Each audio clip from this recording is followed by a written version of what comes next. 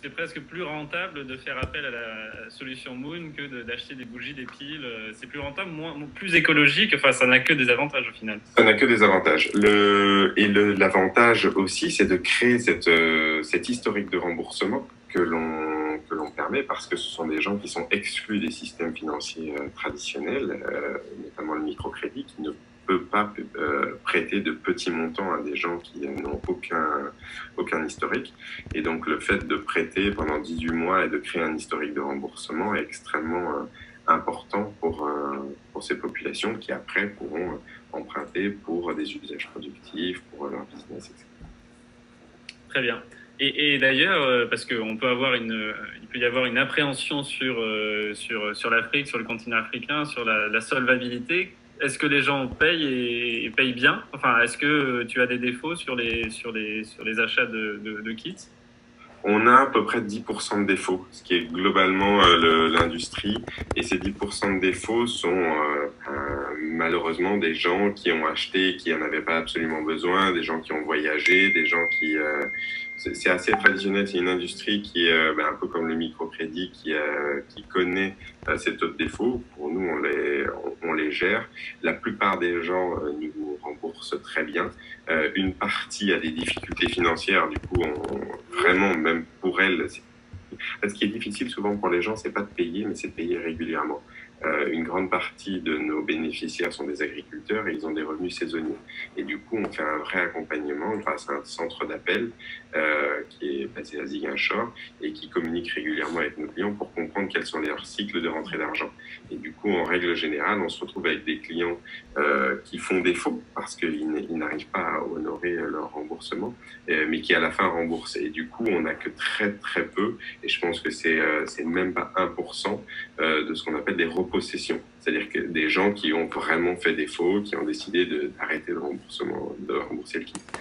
Donc on a 90% de gens qui nous remboursent très bien, 9% sur lesquels c'est un petit peu difficile et 1% qui nous plantent littéralement parce qu'ils ont changé d'avis et finalement c'est assez... D'accord.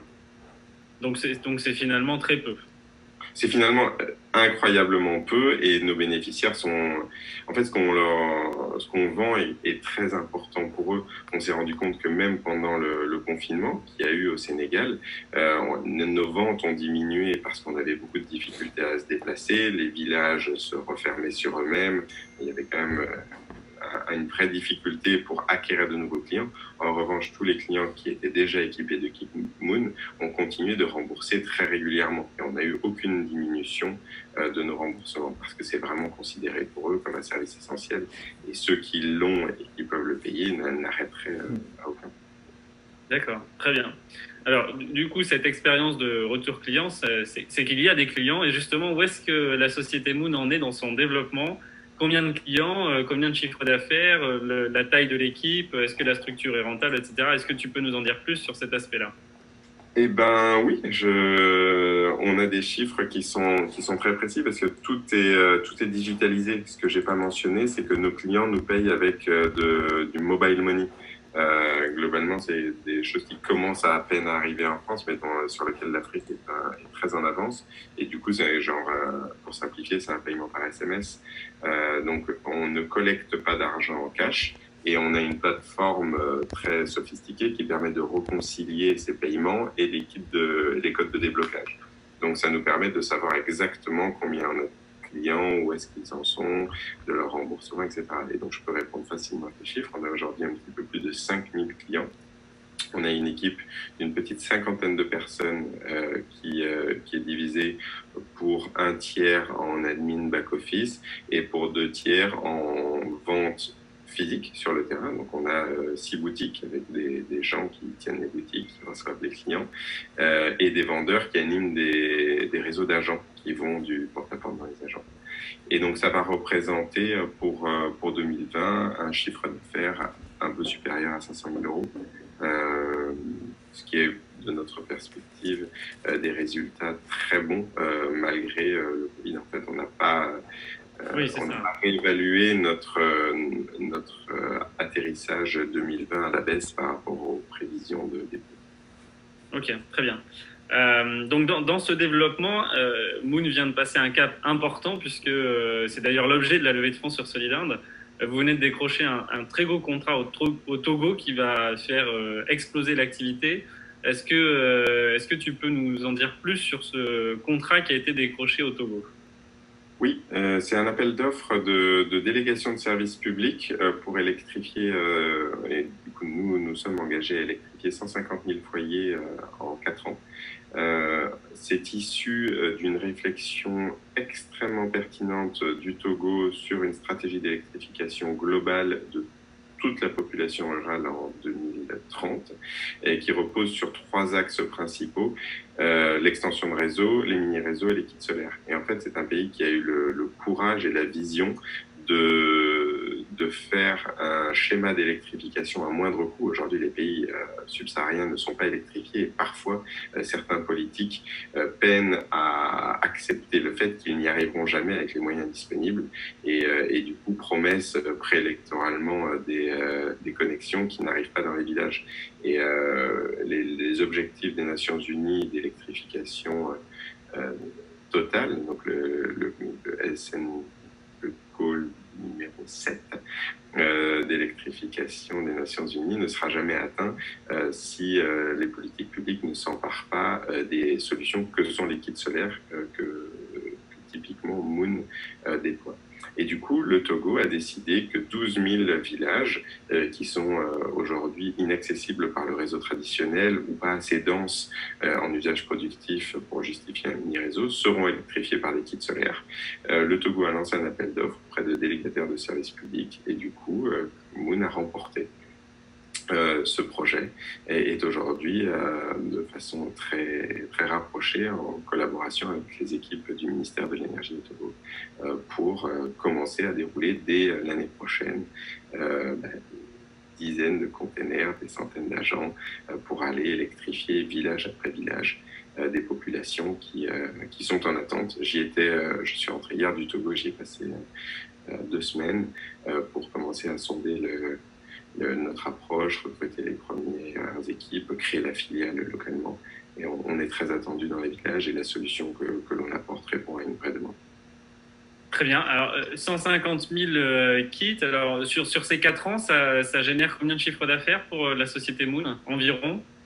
C'est on va plutôt le considérer comme un investissement aujourd'hui. C'est difficile d'anticiper le chiffre d'affaires dans la mesure où on n'est pas encore sur place, mais en tout cas, c'est un investissement de 15 millions d'euros sur ces 4 ans.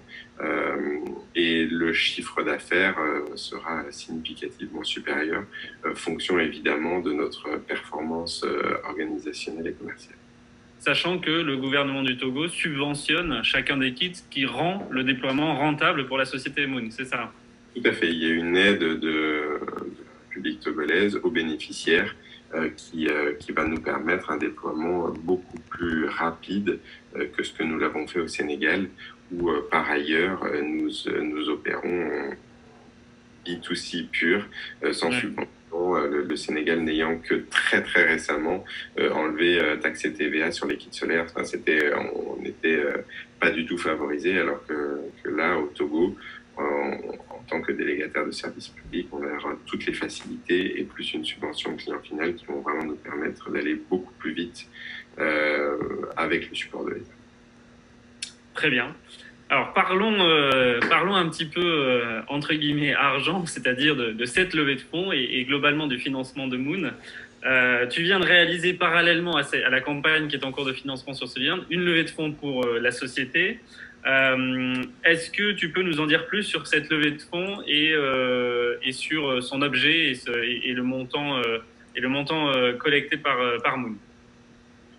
Oui, on a annoncé il y a 3 semaines une levée de fonds d'un petit peu plus d'1 million d'euros qui a été souscrite par 3 business angels qui ont cru à la fois dans l'équipe, dans le potentiel marché et dans l'exécution qu'on était capable de dérouler pour aller dérouler ce que l'on a prévu. Ça, c'est un grand sujet d'inquiétude souvent pour des investisseurs. C'est que c'est beau d'avoir un supermarché, mais il faut pouvoir l'adresser. Donc, on avait quand même déjà des exemples probants de réussite. Le fait qu'on arrive déjà à 5 000 clients au Sénégal était très significatif. Le fait que l'on veuille se déployer dans d'autres territoires et qu'on en ait l'ambition a beaucoup plu. Et du coup, cette levée de fonds est aussi un très bon signe parce que, comme je l'ai dit précédemment, on va avoir besoin de faire une levée de fonds significative l'an prochain. Et donc, c'est une pré-levée de fonds, entre guillemets, qui permet à Moon de créer beaucoup de valeur, de faire ses premières ventes au Togo, avant de vraiment accélérer l'an prochain. Et du coup... Et qui permet aussi de renforcer la solidité financière, puisque c'est une levée de fonds qui renforce les fonds propres de Moon. Bien sûr. Et en fait, on essaye de séparer un petit peu les financements en fonction des besoins. Et c'est pour ça qu'on a lancé cette campagne Soliland. C'est parce qu'on est tout à fait conscient que l'argent qui a été investi par nos investisseurs est important pour notre R&D, enfin pour financer la création de valeur long terme. Donc on parle de R&D, de staff, de création de filiales qui sont financés par ces investisseurs. En revanche, nos clients qui nous remboursent à crédit et comme on l'a dit, qui nous remboursent bien, on préfère lever de la dette parce que la dette est plutôt avantageuse en France, alors que si on levait de l'argent au Togo avec notre filiale, la dette coûte beaucoup plus cher. Et d'où la campagne que nous avons aujourd'hui sur Soliland, qui va nous permettre de financer l'acquisition de kits pour les premiers milliers de clients et qui vont nous rembourser progressivement. Alors c'est un point important que tu abordes, c'est que pour un Européen, un taux de rémunération à 6% sur un prêt, enfin sur un produit financier sur 24 mois, c'est un très bon taux de rémunération. Mais finalement, pour Moon, c'est plus intéressant d'emprunter Soliland que d'emprunter au Togo où les taux sont supérieurs à 15%, j'imagine. Oui, alors, et je vais te le dire encore pour certains prêteurs qui ne seraient pas au courant, parce que je pense que tu l'as bien en tête toi, mais c'est pas très connu, c'est que le microcrédit dont on parle beaucoup, c'est très cher. Et si un de nos clients voulait acheter cash un de nos produits et qu'il allait dans une banque de microcrédit pour emprunter les 200 € du coût total du kit, ça lui coûterait plus de 20%. A priori. Donc le coût de la dette est énorme pour le client final, surtout celui qui n'a aucun historique. Donc dans notre cas, si nous on voulait le financer et prendre le risque à la place du client et qu'on allait dans une banque au Sénégal ou au Togo pour emprunter, ça nous coûterait plus de 10%. Et du coup, pour Moon, c'est intéressant d'emprunter via Soliland. Et je trouve que c'est extrêmement vertueux parce que c'est aussi intéressant pour les prêteurs qui du coup, sont rémunérés de façon incitative. Alors, tu as parlé effectivement de cette bascule. D'un côté, la levée de fonds qui permet de renforcer les fonds propres. Et c'est un point important pour assurer le développement de la société sur le long terme. Et donc, sa capacité aussi à rembourser le prêt qu'elle est en train de souscrire auprès de notre communauté. Et ce financement participatif, à quoi il servira plus précisément? Donc, c'est de l'investissement, c'est de l'achat, du pré-achat de kits qui seront ensuite revendus à ses clients, c'est ça? Tout à fait. C'est vraiment le financement du poste client. On achète des produits que l'on est obligé de préfinancer et qui vont être installés par nos équipes chez nos clients qui vont nous rembourser progressivement. Et du coup, c'est ce besoin en fonds de roulement qui est financé par la dette levée sur Soliland. Et on pense que c'est vraiment vertueux parce que on propose aussi aux prêteurs de financer directement nos clients et du coup d'avoir un impact direct sur l'électrification rurale et sur les grands enjeux que cela comporte. Très bien. Alors, pour information pour nos prêteurs, c'est la 3e campagne déjà, dont l'une a été complètement remboursée et l'autre sera bientôt entièrement remboursée également. Donc, le modèle de Moon fonctionne et pour les prêteurs, ça a été par 2 fois une opération financière intéressante. Pour terminer, est-ce que tu aurais un dernier mot à adresser pour conclure, avant de passer aux questions, un dernier mot pour conclure. Je voudrais remercier les prêteurs qui nous ont fait confiance sur les deux campagnes précédentes parce que au début rien n'aurait été possible sans la communauté. On a bénéficié d'une confiance et je pense qu'on en a été digne parce qu'on a exécuté au-delà de nos engagements. J'espère que le développement de Moon pourra être soutenu au long cours par du financement participatif via Soliland. Je pense que le cycle vertueux dont j'ai parlé précédemment, je suis intimement convaincu que ça peut vraiment changer la donne pour des projets d'électrification rurale comme ce que l'on fait aujourd'hui et qu'on va pouvoir, en fonction de la croissance de Moon, faire croître la communauté et son impact. Du coup, merci pour ceux qui ont déjà cru et très heureux de bénéficier de la confiance de nouveau que nous honorerons et qui j'espère, rentreront dans ce cycle vertueux avec nous. D'autant que la campagne a très bien démarré puisqu'on approche déjà les 100 000 euros après moins de 15 jours de campagne, précisément. Donc c'est une campagne qui se finance très bien. On pourrait aller jusqu'à 200 000 euros si la dynamique le permet. Peut-être que certains d'entre vous qui assistaient à la conférence pourront participer à cette campagne. Alors pour les questions qu'on va poser à Thomas, j'en ai déjà reçu une en privé. Je vous propose effectivement soit de les poser à l'écrit, soit à l'oral si vous le souhaitez. Et donc je commence tout de suite avec la première question, alors qui est indirectement liée à ce qu'on vient de dire, mais tout de même, est-ce que ce produit il est commercialisé en Europe et si oui, via quel distributeur? Alors non, il n'est pas disponible en Europe et nous ne vendons que via nos filiales en direct. Nous ne voyons pas un grand intérêt commercial de le vendre à court terme en Europe. En revanche, on espère progresser et ma précédente aventure entrepreneuriale m'a ouvert les yeux sur le potentiel d'innovation frugale et de reverse innovation et de capacité de développer des produits pour des marchés émergents qui repercolent dans des marchés émergés comme sur la France. Sait-on jamais que dans une petite dizaine d'années, Moon soit aussi capable d'apporter cette triple inclusion énergétique, digitale et financière à des foyers en France. Super. Alors on diffuse également ce live sur Facebook et donc on a une question Facebook de Marc qui pose la question de savoir si les utilisateurs ont accès à autre chose que l'électricité lorsqu'ils ont ce kit Moon. Excuse-moi, j'ai pas compris la question. Est-ce qu'il y a que contient globalement le kit Moon au-delà de l'accès à l'énergie, en résumé?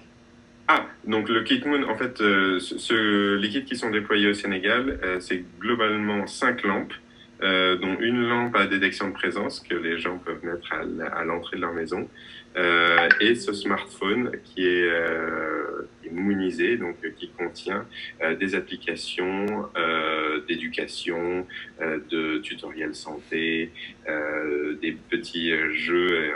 J'aime beaucoup parler de Stop Malaria, qui est un serious game à la SimCity où des enfants peuvent jouer à protéger leur village de moustiques. C'est très pédagogique. Donc on pense vraiment que dans beaucoup d'endroits, le digital est aussi un grand vecteur de création de valeur pour les bénéficiaires. Et du coup, on essaye d'embarquer du contenu éducatif et pédagogique qui permet d'avoir une première expérience digitale qui n'est pas limitée à qualité. Ok, très bien. Alors, on a deux autres questions sur le chat. Alors, la première, combien de data possède l'utilisateur? Et c'est une question de Patrick. Et pour quelles utilisations? WhatsApp, par exemple, data Internet, etc. Alors, combien le pack contient combien de data accessibles pour l'utilisateur? Alors, ça, c'est une question qu'on a souvent et c'est pas facile. Nous, on fait le matériel, en fait. On fait les kits, on fait les téléphones. On ne vend pas la donnée. On n'est pas opérateur téléphonique, donc nos clients achètent par ailleurs Sénégal, typiquement, il y a deux opérateurs principaux qui sont des filiales sénégalaises de Orange et de Free. Et donc, nos clients achètent leur passe Internet comme ils le souhaitent chez ces fournisseurs. En revanche, ce qui est à noter, c'est que les téléphones que nous fournissons sont des téléphones de bonne qualité où il n'y a pas de virus. Et du coup, et où il n'y a pas de mise à jour forcée, typiquement de Google. On s'en rend pas compte ici, mais un téléphone de mauvaise qualité consomme énormément de données pour les mises à jour du Play Store, pour les mises à jour de toutes les applications, etc. Et du coup, nous, la donnée ne nous coûtait rien. On a tous des abonnements avec la data gratuite. Quand la donnée est chère et qu'en plus, il y a peu de débit, ça ralentit énormément les téléphones et les passes Internet que les gens achètent en prépayé se consomment très vite alors que les gens n'ont même pas eu l'occasion de s'envoyer 10 messages WhatsApp que le crédit qu'ils viennent d'acheter est déjà fini. Et du coup, on a des retours bénéficiaires qui sont géniaux, qui disent avec Moon, avec le téléphone Moon, le crédit ne s'épuise jamais. Et en fait, c'est juste que si le téléphone ne consomme pas par des virus et le Play Store beaucoup de données, évidemment, de façon très frugale, si on n'utilise que WhatsApp, on peut faire beaucoup de WhatsApp avec très peu de données. Ok, très bien. Une question de Lorraine qui concerne la campagne en cours, alors, à laquelle on va répondre tous les deux. Donc, la question est, pour le prêt en cours de remboursement, vous avez stoppé pendant 3 mois les remboursements durant la période Covid, bien qu'au Sénégal, tout va bien. Alors, la question est pourquoi? Donc, je vais d'abord commencer par répondre parce que Soliland, en tant que financeur d'entreprise, a proposé, comme l'ensemble des acteurs du financement, les banques et l'ensemble des plateformes qui sont sur le marché, a proposé aux projets, à tous les projets que nous avons financés qui étaient en cours de remboursement, de pouvoir stopper les remboursements le temps du confinement et de la crise Covid, ne sachant pas comment ça allait évoluer et pour prévoir le risque. Bon, il se trouve que ça s'est mieux passé que prévu pour certains projets, notamment c'est le cas de Moon qui a repris ses remboursements après les 3 mois très facilement. Mais voilà, la réponse vient aussi de nous, c'est que Solidarn spontanément a proposé, et c'est pas les projets qui l'ont demandé, c'est plutôt nous qui l'avons proposé, de pouvoir décaler, passer la période Covid qui était une grande période d'incertitude. Mais Thomas, alors pourquoi avoir accepté le fait qu'on vous propose de décaler de 3 mois? Qu'est-ce qui était intéressant pour toi dans cette possibilité de décalage? Parce que c'est très facile de vous dire aujourd'hui que tout s'est bien passé et que finalement on a passé cette période de façon OK. Mais pour tous ceux qui s'en rappellent, en mars, on vivait dans un monde d'incertitude et quand Soliland nous a proposé de mettre en pause les remboursements, on s'est dit que ça ne changerait pas grand-chose à la vie des prêteurs dont je suis personnellement ou beaucoup de mes amis ou de mon écosystème ont participé aussi. Et en ayant un petit peu sondé, il était beaucoup plus important de continuer à prouver que la société déroulait son activité et que mettre en pause pour être sûr qu'on puisse reprendre dans les meilleures conditions était plus pertinent que de continuer à rembourser en laissant croire aussi à la communauté qu'on ne prenait pas la mesure des possibles difficultés que ça allait engendrer. Il y a un vrai sujet qui est de la bonne gestion du chef d'entreprise que je suis. Lorsque des créanciers proposent de mettre en pause des remboursements, notre situation, si on avait eu 1 milliard d'euros en caisse, on n'aurait évidemment pas fait ça. Mais nous sommes une start-up et du coup, il n'était pas de bon ton de négliger les potentiels impacts de la crise. Et aujourd'hui, je suis content de vous dire que tout va bien. Ça aurait été de la mauvaise gestion de vous dire en mars que tout ira bien. Très bien. Oui, alors, et c'est vrai que là, maintenant qu'on y voit plus clair, c'est évidemment plus rassurant. Et donc on est ravis d'avoir pu faire ce geste pour les projets parce que ça en a aidé un certain nombre qui ont été plus en difficulté pendant la crise Covid et qui pourtant ont redémarré leur remboursement et ils les ont même terminés pour certains d'entre eux. Donc ça a été un coup de pouce qui était apprécié par les porteurs de projets, l'essentiel étant qu'à la fin, les entreprises qui sont des entreprises à impact puissent continuer à exister et à se développer. Une autre question de Christian, qui est membre de l'ONG ID et qui souhaitait savoir si tu étais présent au forum ENR de FATIC Alors, je ne sais pas ce que c'est une question très précise, mais est-ce que tu y étais? Alors, je ne sais pas si le forum, c'est pas bientôt, mais on n'est pas présent et on n'a pas prévu d'y être dans la mesure où les activités de Moon sont uniquement en Casamance, qui est la zone sud du Sénégal. Et du coup, nous n'aimerions pas donner l'espoir à certaines populations de la région de Fatick de notre capacité d'aller vendre des kits sur place. On préfère continuer à dérouler là où nous sommes présents et où nous sommes capables de maintenir.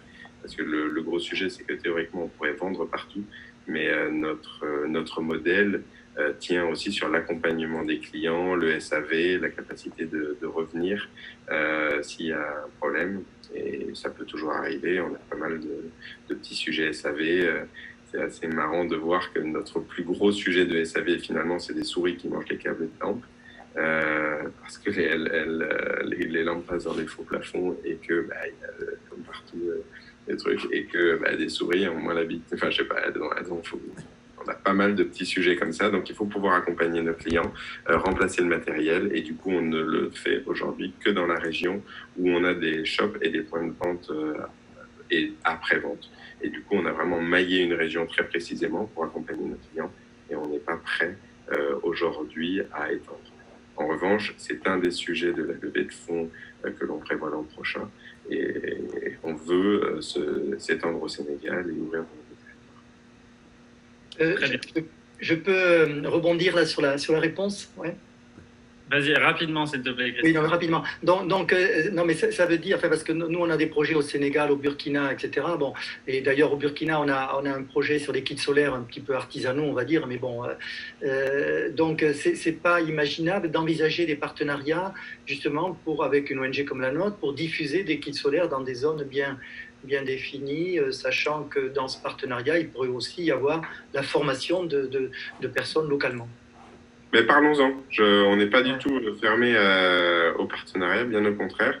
Pour l'instant, on a fait ce qui était à notre portée et sur lequel on était sûr de parfaitement exécuter et servir nos clients. Moon se renforce, Moon se diversifie, Moon ouvre de nouveaux marchés.